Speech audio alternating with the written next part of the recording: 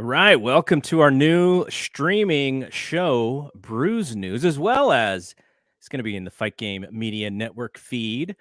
Joining me is Paul Fontaine from the Dynamite Show and In the Clinch. So people may wonder, what in the hell does Bruise News mean? So it's very simple.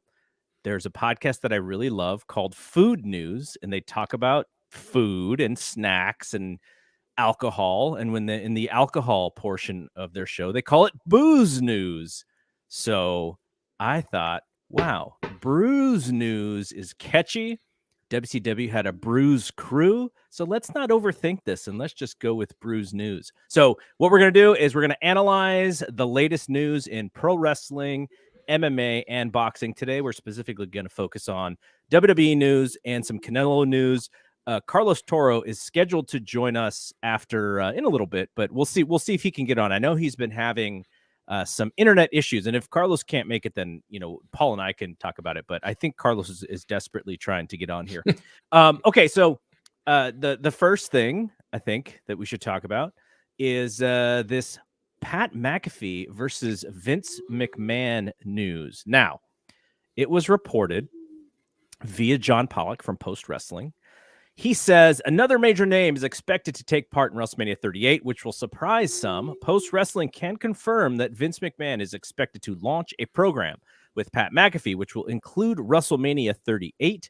Multiple sources inform us that McAfee was set for something on the show involving McMahon. When speaking with the source with knowledge of the situation and whether it would be billed as an official match on the WrestleMania card, we were told most likely McMahon will be appearing on the Pat McAfee show this Thursday at noon Eastern and will presumably begin the story. Now, that news came out last night, and we were all kind of wondering about it. John is a great reporter. He's not going to go with something that is possibly, that he's not sure about or he's not comfortable reporting.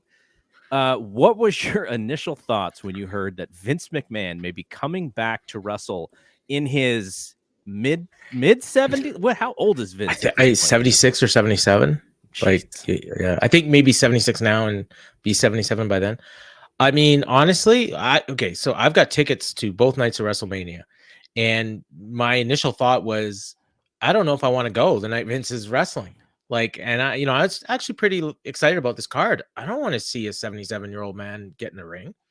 Now, that said, there's a key phrase that they have on there, and it will be billed as a match. Mm-hmm. And then Dave Meltzer tweeted out today, I think it was a tweet, or it might have been on the Wrestling Observer board, but he said it's currently slated to be on the lineup.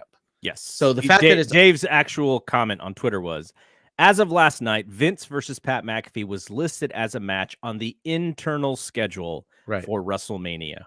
So the fact that it's listed does not necessarily mean it's going to happen. And I can't imagine. I honestly can't imagine one person in the world that wants to see this match. And I could imagine there's a lot of people that don't, so I don't see the appeal. I really don't, if he was 20 years younger, maybe, if it was Austin versus McMahon, maybe, there's some nostalgia, but even then it's still Vince and he's still 77. One question I had, I thought they said on SmackDown that it was Tuesday that it was going to be, but it's definitely Thursday. That I think his show is on Thursday. I thought it was every day. Okay. You might be right. You may be right. It may be every day. I have no idea, but it is definitely Thursday.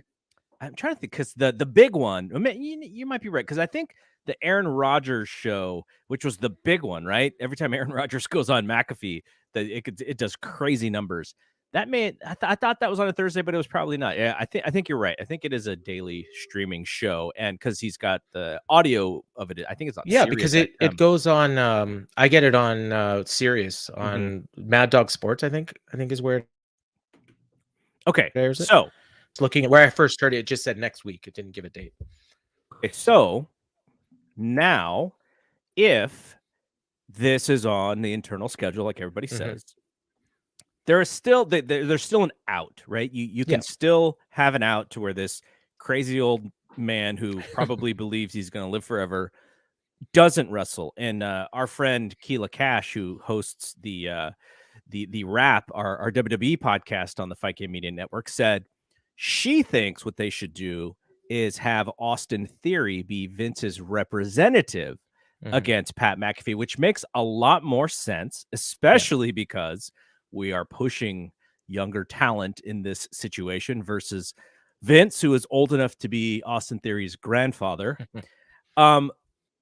But there is a cachet that Vince brings by it's almost like it's like a crazy promotional tactic, right? Like this is the circus atmosphere that WWE can still exist in, which is come see this 76-year-old crazy man take a bump, and he's going to hurt himself knowing that he's doing it for his own business.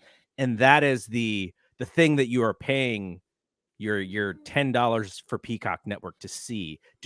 I can see it both ways. I much like Keela, I think it is a better situation if Vince is there, and maybe Vince can take a punch, right? Maybe Vince, he can take a punch and take a little pratfall. Took a headbutt from Owens, like 2-3 years ago? Oh gosh, yeah. But there is this like really, it's almost like a pornographic thing where Vince McMahon is going to wrestle a match, and do you want to see an old we have to watch to see what happens with the old man? Like, it's scary for sure, definitely scary. But I can see why people would tune in. I mean, I guess. I mean, not me. And I like porn as much as the next guy, but not that kind of porn. You already bought your tickets, though. Well, I know, and that's what I mean. Like, I mean, I might just decide to. Well, I mean, put it this way: I don't think whatever happens, I don't think they're actually gonna have a match. Like, I mean, Vince will put on the skin tight, like workout top and the sweats and come out there and look all jacked up and try to prove he's Jack LaLanne. But, I don't think he's going to actually wrestle, and so, yeah, I mean, the Austin Theory thing makes sense. And I even see a scenario where this could tie into the MSG show next week, because, Heyman is promising a world title level competitor, and Austin Theory was the last guy in the chamber with Brock. So, that could be what ends up, somehow getting to, maybe Vince gets mad at him or something and says, you're going to fight Pat McAfee. I don't know. I'm trying to think of ways that they could somehow get out of this, because here's my guess. I don't know anything. Yeah. I know just as much as what we've seen. Okay. Actually, before I get to my guess, Dave and I finished Wrestling Observer Radio last night.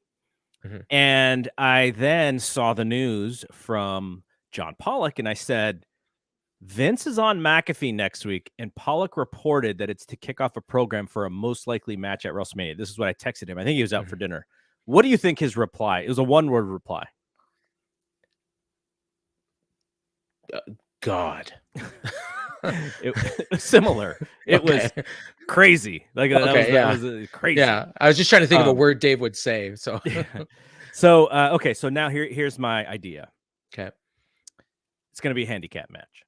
Oh, okay. Vince and Theory against McAfee, where Vince goes out. Can you imagine the amount of steroids he's going to take to look halfway decent with the tank top on? Or like how much? I mean, not just the steroids, but he's going to actually have to work out, and he's 76 years old. So what I'm wondering is, how do you get from Vince McMahon is a wacky old Milton Berle that's sitting behind a desk, playing games with Austin Theory, to I'm going to have a match with Pat McAfee? Like, how do you get from point A to point D? Like, what are we going to see on Thursday? Like, what's going to happen on this podcast that's going to lead to a match at WrestleMania? Like, that's kind of fascinating to me. And I've never, I like Pat McAfee, and, I'll listen to it when I'm in the car, but it's not like appointment viewing. I know a lot of people really like the show, and he got 30 million for the podcast. So, but I can't imagine what's going to happen on that show on Thursday. Okay. Can you now, I'm not saying what Pat McAfee does is necessarily journalism. He's a talk show host, right? Sure, yeah. His goal is to drive listeners to want to hear what he's going to say and what his guests say. Do you think it could be a turnoff for some of that audience for them to start an angle where he kind of has to be a little bit of tongue in cheek, and it's a little bit of a show, and the listeners are like, come on, dude, we deal with the wrestling stuff because we know that you like it, but now you are using your platform to, to do something that's not real. It's possible, because I mean, it could turn into a situation like Michael Landsberg up here. He used to have a show called Off the Record, Oh, yeah. and it was a really popular show, and he would have guests on. They talk about all kinds of things about sports, and then WWE started using him to break angles, and the whole Bret Hart, Shawn Michaels thing that was fueled by Off the Record. Like that's why like every single person in the building in Montreal knew that it was Bret Hart's last night in WWF, even though we didn't have internet really. I mean, there was internet, but nothing like it is now. Yeah. Because they use that show. And so there is a danger that people could look at the Pat McAfee show as, oh, it's just another branch of WWE, and they're using it to extend their storylines, and I'm out. Yeah. But I mean, I think he gets enough A-list guests that, hopefully that doesn't happen. Like, I also think the fan base is that they just know that whatever it is, it's going to be entertaining, and we're fine with it. And it could also lead to, that fan base that, I'm assuming like 35 to 49-year-old males, where WWE is suffering right now.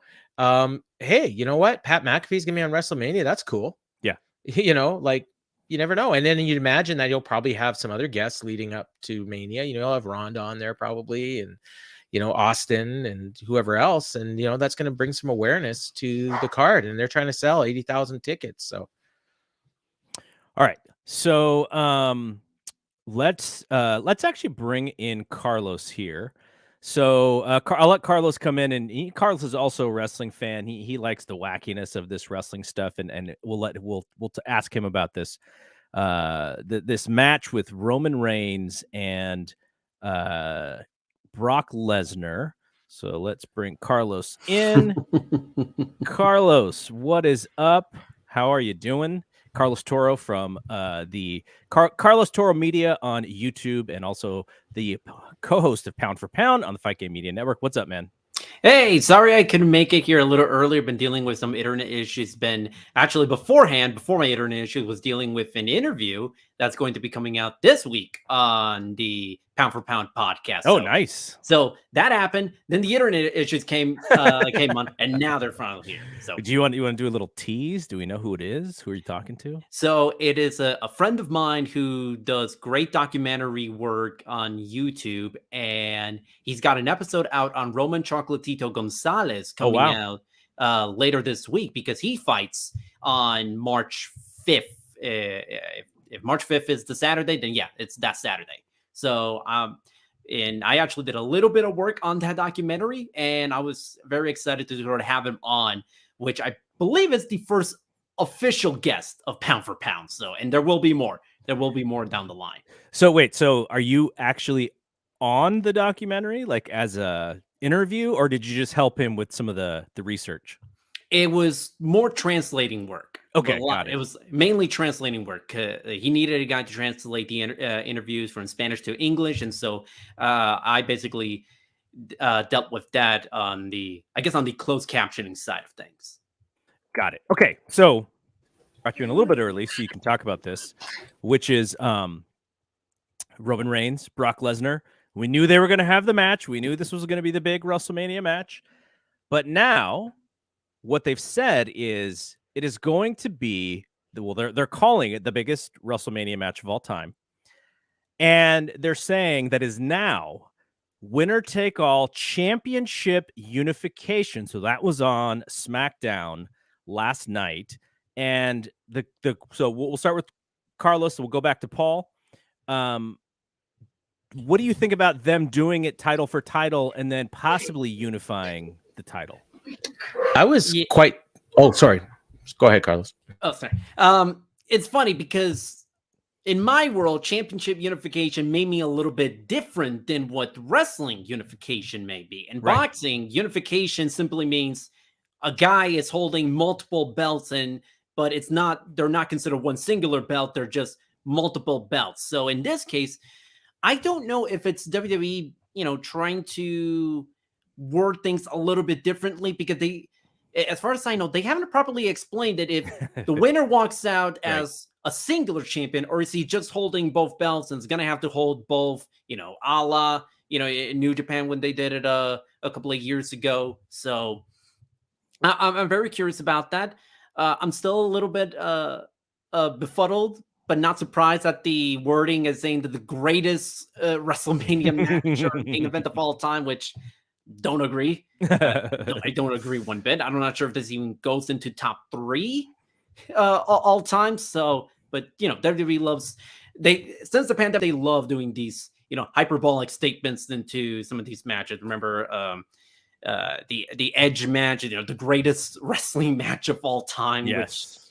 Which, God, it was it was a great match, but not the greatest of all time. But well, I mean, if you are WWE, the way that you can explain it is by saying, because of this Peacock deal, more people will watch this WrestleMania show than any WrestleMania show ever, because and how they count it up and how they count viewers and how they do all that. I mean, it's whatever they want it to be. I mean, they're gonna say that there's going to be 100,000 people in that stadium both nights, right? when there won't. So they can make it up whichever way that they want.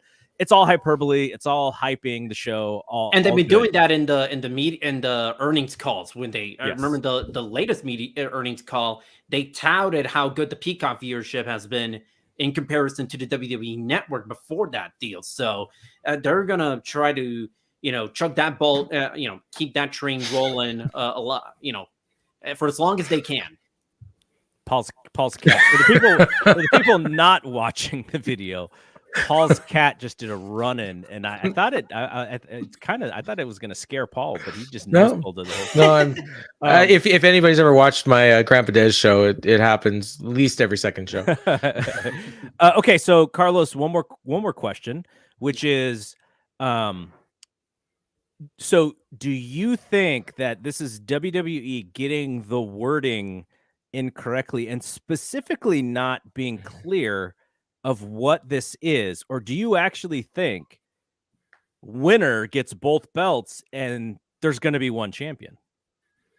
I think they're keeping the wording a little bit loose, and I think that's why we haven't had an actual definition, because here's the thing, WWE, a lot of times it's they don't plan things out very well in terms of the long term, and they change things a lot on a whim.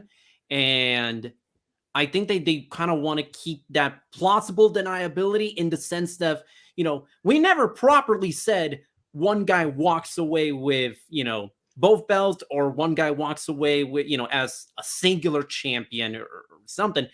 I think they're trying to sort of keep things a little loose, so that they can sort of, work things around however Vince wants to sort of work them around. It's very possible he may change his mind 2 months down the road, and we may have something entirely different that contradicts the very notion of what this main event is going to be. All right, Paul, let's get your point of view on this. I know last night when we were kind of talking about it, you were like, okay, what is this the social media team not really understanding what's going on? But then when I don't know if you've watched I think you watched. Yeah, SmackDown I did. already. I saw did. What I was going to talk about that. Yeah. So I mean, so I watched Raw, and at the end of Raw, they basically said, Brock's gonna, sometime in Raw, they said Brock's gonna be on, and the match at WrestleMania is gonna be winner take all. And so winner take all to me means, okay, the champion is gonna have both belts. Mm-hmm. But since Monday, and yesterday afternoon on social media, and the wording was changed. I mean, they still have winner take all in there, but now it says title unification or championship unification. They stress that championship unification in the opening video package on SmackDown. Like they said, championship unification. They said it all night. So, I mean, that's clearly the intention now, that these two belts are going to be unified. But like Carlos said, I mean, he said that Vince McMahon might change his mind in 2 months. He may change his mind 5 times between now and WrestleMania. And that wouldn't surprise me at all. Monday might come around, and it might be, the winner's going to be the WWE champion and the Universal champion, not necessarily the WWE Universal champion. Now, in the past, when they've done this, and they have unified the belts before, it has been, the undisputed. My opinion on why they're doing this, and this may be way off, but I think that they want to call the champion the undisputed champion, so that they're talking about WWE, but in actuality, AEW is gaining a little steam, and in the eyes of people that are a little less in the know, undisputed means, okay, the AEW champion is not the champion. Roman Reigns is the undisputed heavyweight champion or wrestling champion or whatever you want to call him. But I mean, at some point, they're going to need a champion on the other brand, or Roman's just going to go back and forth, which I'm sure, I'm sure USA would be happy with that. I'm sure Fox would be happy with that. And I'm sure Vince would be happy with that. Whether or not Roman wants to work Mondays and Fridays, that remains to be seen. Okay. I'm happy you went there. Okay. Because here's my question. Is it possible that the USA folks were like, hey, Fox has gotten all the considerations. They wanted Charlotte, they got Charlotte. They wanted Brock, they got Brock. They wanted Ronda, they got Ronda. Now, what about us? Like, what about giving us a little bit of love? What how about we get Roman? You guys have Brock, we get Roman.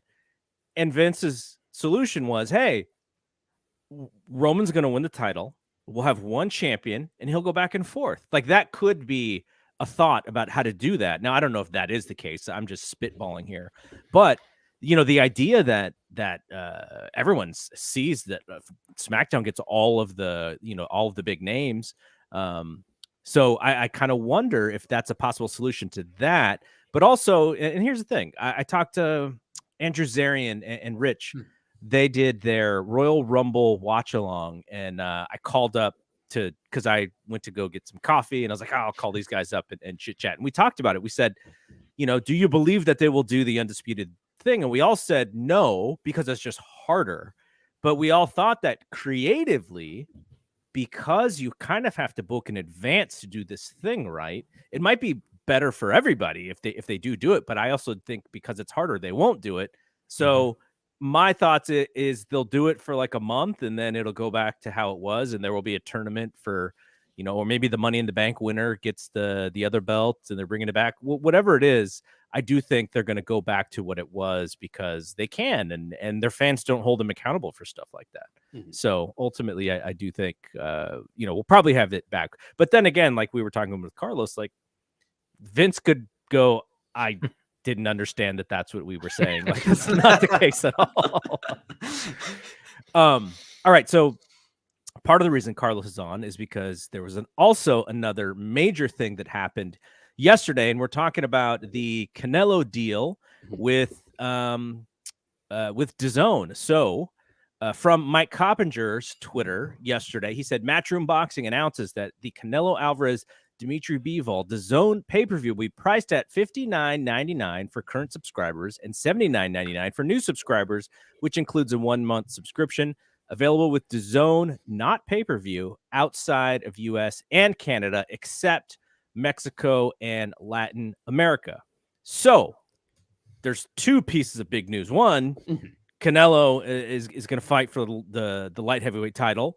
As Canelo is the boxing version of the belt collector. That's his entire gimmick. But the other piece of this is DAZN, who not very long ago, it was only a few years ago, where they said their whole marketing gimmick was around pay-per-view being dead. And now they're using the ESPN Plus model, ESPN Plus, which has successfully utilized it with the UFC, of having a subscription service. And then on top of that subscription service, you have to buy the pay-per-view for X amount of dollars. So, Carlos, did you see this coming? What were your thoughts on DAZN kind of just blowing up their entire model for this Canelo fight? So my first immediate thoughts to the fight against Dimitri Bivol for the WBA light heavyweight title. It's a fight that, I saw coming. The Bivol was the favorite, in my opinion, for the last couple of months, as far as whoever would land Canelo Alvarez next. It's no secret that Canelo Alvarez loves working with Eddie Hearn and Matron Boxing. They've had in Canelo's side, it's a very successful short relationship that they've had since 2020, when he had the fight against Callum Smith, and then had the fight against Anthony Yildirim. Those two fights really left an impression on Canelo Alvarez as far as what his future could entail. And you mentioned, I think it's a great point, Canelo being the belt collector, because right now, Dimitri Bivol is really the only title holder that's free right now where Canelo could try and snatch a belt. as far as the pay-per-view side of things, I actually did kind of see this coming for a good while, because financially, the DAZN, its current the model that it started on, and because of the pandemic, and maybe a lot because of all the money that they invested, they did not get anywhere near the return on investment that they had spent for the first initial years. And obviously, with the DAZN in the US, boxing was not their only reason for going to the US. They had a long-term strategy in trying to get all these rights for all these other major sports, and boxing was sort of that first step into the door, and clearly that has not worked out well. And they needed to do something to recoup some of that money. Now, a lot of people may not know that, but they actually had been running pay-per-views in the last couple of years. They did it with the 2 Canelo fights, against Callum Smith and Avni Yildirim, where they actually held the fight in like traditional pay-per-views, I guess, so to speak, where you also get a month subscription to the DAZN. But if you had the DAZN at the time, obviously you didn't have to pay extra. Now it's incorporating that ESPN Plus model as you speak, and it now opens the door, I think, not just from a financial standpoint for the DAZN to gain a lot more money, but also for maybe if the DAZN sort of wants to sort of branch out and really work with some of these other promotions, some of these other companies, and maybe trying to get Canelo Alvarez to stay on the DAZN some way, shape, or form. Maybe that's how you sort of incorporate the Top Ranks, who's working with ESPN, PBC, who's got deals with Showtime and Fox. I don't know how much Fox is going to sort of stay with PBC after this year with their current deal coming up at the end of the year, but still, it now opens the possibility of joint pay-per-views. Boxing's done that a couple of times. The Tyson Fury Deontay Wilder fights were all joint pay-per-views between ESPN and whatever network PBC was working for that particular fight at the time, whether it be Fox or Showtime. So does this open the door? I think Canelo Alvarez getting to fight on pay-per-view and sticking with the DAZN, I think that was what Canelo's best scenario, because he gets to still work with Eddie Hearn. He gets to still make a lot of money on the pay-per-view, and it does keep his options relatively open.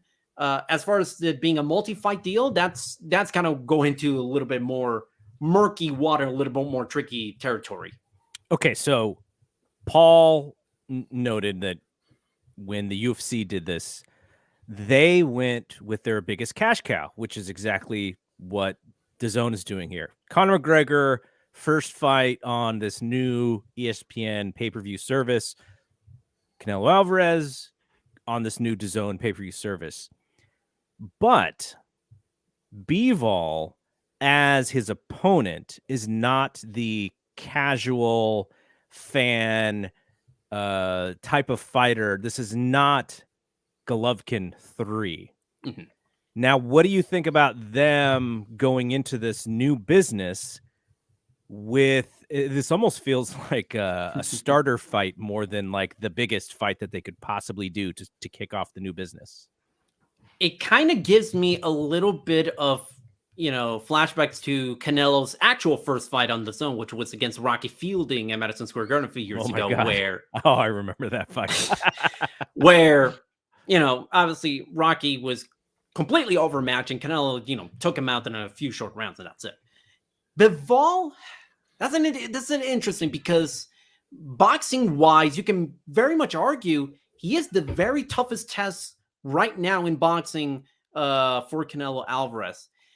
Commercially, it's still a tough sell, because here's the thing.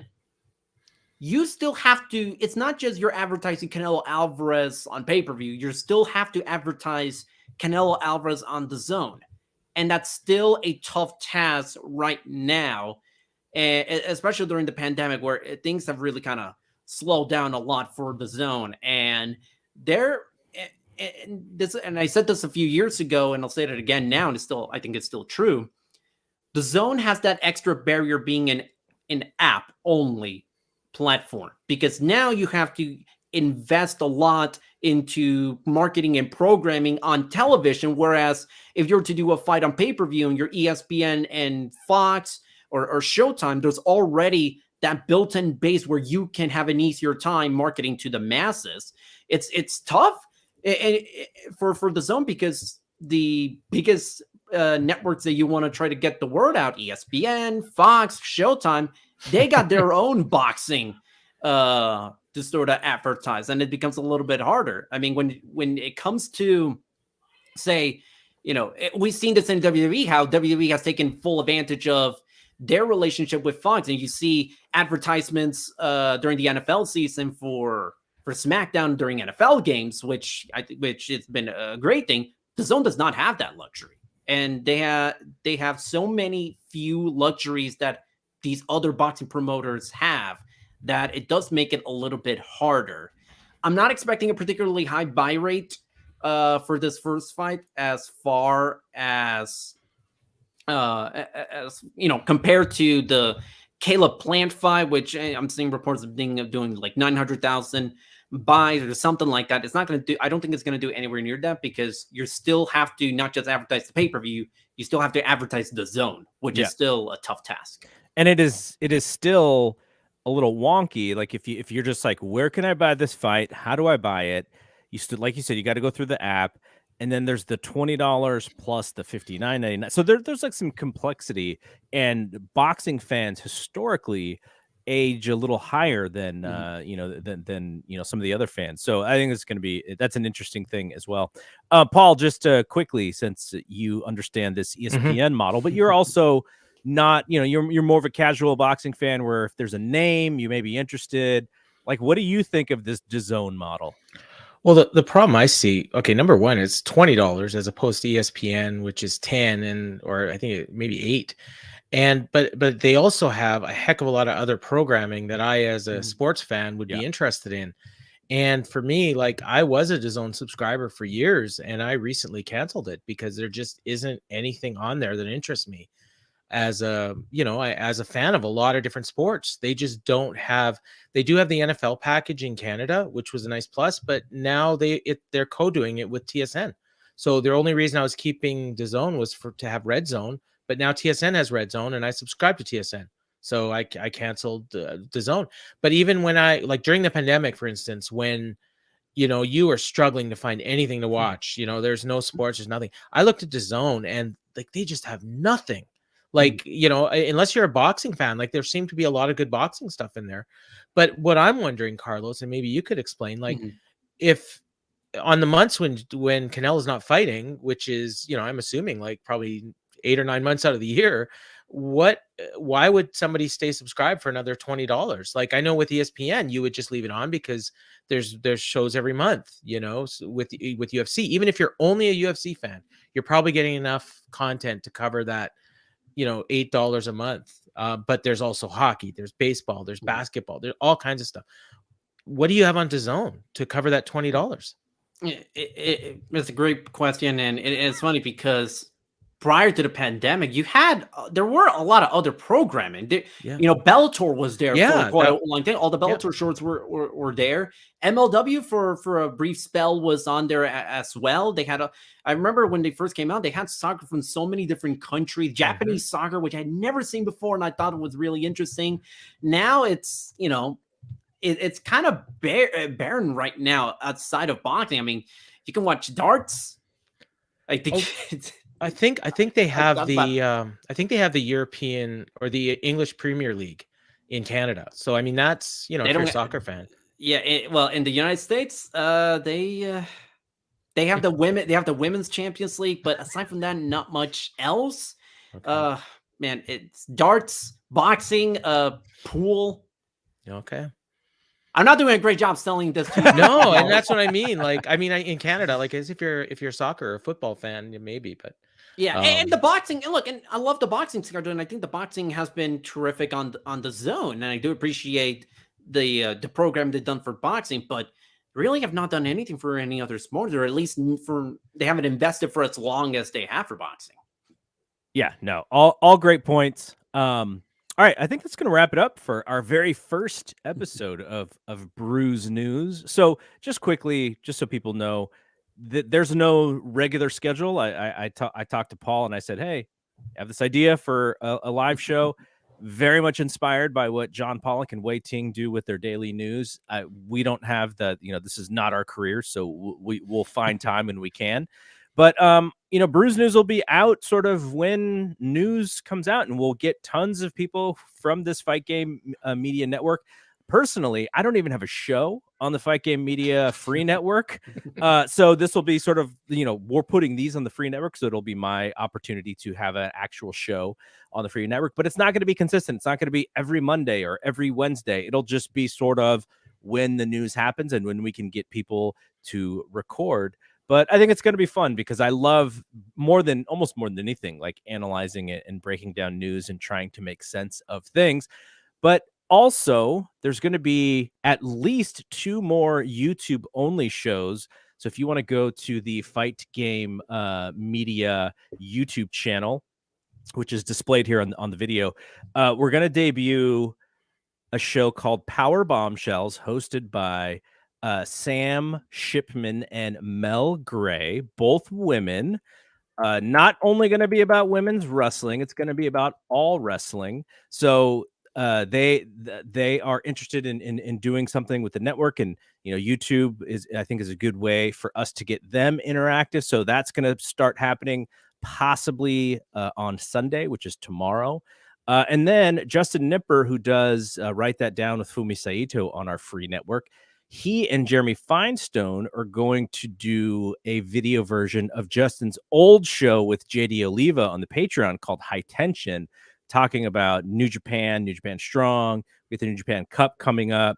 Jeremy is very big time into New Japan, so they're going to get that going. That's sort of coming out soon. We still have to kind of put some things together for that. But so those are going to be 2 YouTube exclusive shows. There will be no audio downloaded to any services at this point. That may change in the future. But check out Power Bombshells, High Tension coming to this YouTube channel. And so we'll do these when we do them, and when there's information coming out, I'm sure there's going to be lots of information post AEW Revolution, post WrestleMania, pre-WrestleMania, and post WrestleMania. And Paul, I think you're going to do something next weekend prior to the AEW Revolution pay-per-view. Do you want to talk about that real quick? Yeah, and actually, before I do that, I'll be doing an interview that I think is going to be going up on the Fight Game Media YouTube channel with a guy who wrestled a match on AEW Dark this past weekend that caught my eye, and I reached out to him, and I'm going to interview him for the thing. It's Big Trouble Ben Bishop. This guy, he bills himself as 6'12". And he's probably legit 6'10". Like, this guy's huge, towered over 10 of the Dark Order. And so I'm really looking forward to that, and that'll be on the YouTube channel. But then next weekend, before the AEW Revolution pay-per-view, we're going to be doing a live pregame show. Myself and Jeff Hawkins, who are the co-hosts of the Dynamite Show, along with James B. McDaniel and Kevin Ely of The Boom. And we'll be doing a collaborative, and collectively known as Boom Goes the Dynamite. We'll be doing a Revolution pregame show. So I'm hoping that'll be a lot of fun. It'll be live. People can join us and give their predictions, give questions, comments, whatever. And then after the show, we'll do a recap for the for their show, The Boom. So yeah, really looking forward to that. So busy week coming up. Yeah, we had the Patreon network, we were doing the free network, so we haven't done a lot on YouTube. But now that everything's sort of in process, we can focus some stuff back on YouTube. So Carlos's show, Pound for Pound, comes out every Wednesday morning. Paul's show, In the Clinch, comes out every Tuesday morning, and then Paul's has the Dynamite show, which is up literally like an hour and a half after the East Coast viewing of Dynamite. And so that was a lot of fun for our first show. We'll be back at some point, but give us some feedback. Shoot me an email, gg@fightgamemedia.com. If you have any thoughts on this show, how we can make it even better. All right. So for Paul, for Carlos, I am Double G. We'll see you when we see you. Peace out.